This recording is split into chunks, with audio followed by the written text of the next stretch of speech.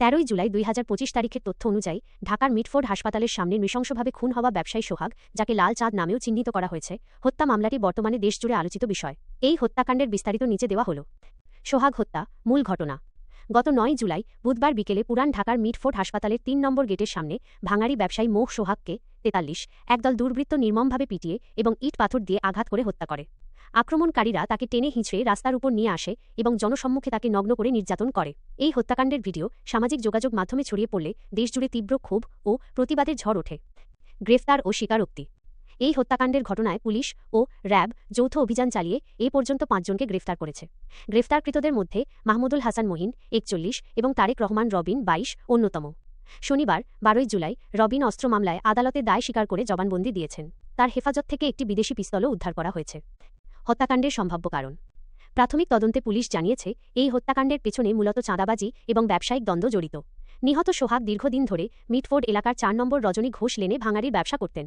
অভিযোগ উঠেছে যে স্থানীয় রাজনৈতিক প্রভাবশালীদের ছত্রছায়ায় থাকা যুবদল কর্মীদের সাথে চাঁদাবাজি সংক্রান্ত বিরোধের জের ধরে এই হত্যাকাণ্ড ঘটেছে। তবে ঢাকা মেট্রোপলিটন পুলিশ ডিএমপি এর লালবাগ বিভাগের উপকমিশনার মোহাম্মদ জসিমউদ্দিন জানিয়েছেন, চাঁদাবাজির কোনো প্রমাণ পাওয়া যায়নি এবং এটি সম্ভবত ভাঙাড়ি ব্যবসা নিয়ন্ত্রণ এবং আর্থিক লেনদেন সংক্রান্ত বিবাদের ফল। মামলার বর্তমান অবস্থা। সোহাগের বড় বোন মঞ্জুয়ারা বেগম কোতোয়ালি থানায় একটি হত্যা মামলা দায়ের করেছেন। মামলায় 19 জন এজাহারভুক্ত আসামি এবং আরও 15-20 জন অজ্ঞাতনামা ব্যক্তিকে অভিযুক্ত করা হয়েছে। এই হত্যাকাণ্ডের দ্রুত বিচার নিশ্চিত করতে সরকার প্রতিশ্রুতিবদ্ধ বলে আইন উপদেষ্টা আসিফ নজরুল জানিয়েছেন। প্রতিবাদ ও প্রতিক্রিয়া। এই নৃশংস হত্যাকাণ্ডের প্রতিবাদে সারা দেশে বিক্ষোভ মিছিল ও প্রতিবাদ সভা অনুষ্ঠিত হচ্ছে। ধামরাইয়ে জাতীয় নাগরিক পার্টি এনসিপি, জামায়াতে ইসলামী ও বাংলাদেশ খেলাফত মজলিসের নেতৃত্বে জনসাধারণ ধামরাই ব্যানারে বিক্ষোভ মিছিল অনুষ্ঠিত হয়েছে। বিভিন্ন রাজনৈতিক দল, ছাত্র সংগঠন এবং সুশীল সমাজের প্রতিনিধিরা এই হত্যাকাণ্ডের তীব্র নিন্দা জানিয়ে জড়িতদের দ্রুত বিচার দাবি করছেন।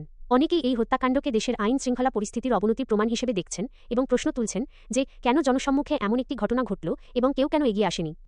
আইন শৃঙ্খলা বাহিনীর বক্তব্য। ঢাকা মহানগর পুলিশ ডিএমপি এই হত্যাকাণ্ডের তদন্তে সর্বোচ্চ গুরুত্ব দিচ্ছে এবং জড়িতদের গ্রেফতারের অভিযান অব্যাহত রেখেছে। ডিএমপি আরও জানিয়েছে যে সামাজিক যোগাযোগ মাধ্যমে এই হত্যাকাণ্ড নিয়ে বিভিন্ন ভুল তথ্য ছড়ানো হচ্ছে, যা তদন্তে বিভ্রান্তি সৃষ্টি করতে পারে। তারা জনসাধারণকে গুজব না ছড়ানোর এবং পুলিশের তদন্তে সহযোগিতা করার আহ্বান জানিয়েছেন। স্বরাষ্ট্র উপদেষ্টা জাহাঙ্গীর আলম চৌধুরীও জানিয়েছেন যে জড়িত যে দলেরই হোক না কেন, তাদের সবাইকে আইনের আওতায় আনা হবে এবং দ্রুত বিচার নিশ্চিত করা হবে। সোহাগের হত্যাকাণ্ড একটি ভয়াবহ দৃষ্টান্ত স্থাপন করেছে এবং সমাজে অস্থিরতা ও ভয়ের পরিবেশ সৃষ্টি করেছে। এই ঘটনার বিচার দাবি এবং জননিরাপত্তা নিশ্চিত করার জন্য বিভিন্ন মহলের চাপ অব্যাহত রয়েছে।